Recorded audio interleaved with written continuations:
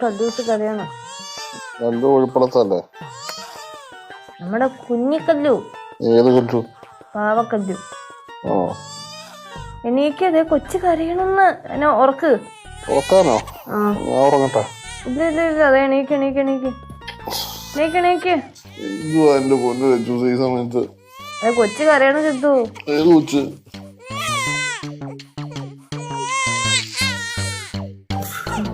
എന്റെ പൊന്നു ലച്ചൂസ് ഈ കളി ഇവിടെ നിർത്തിക്ക്. പാതിരാത്രി കണ്ടേ ഞാനൊന്ന് ഉറങ്ങിക്കോട്ടെ.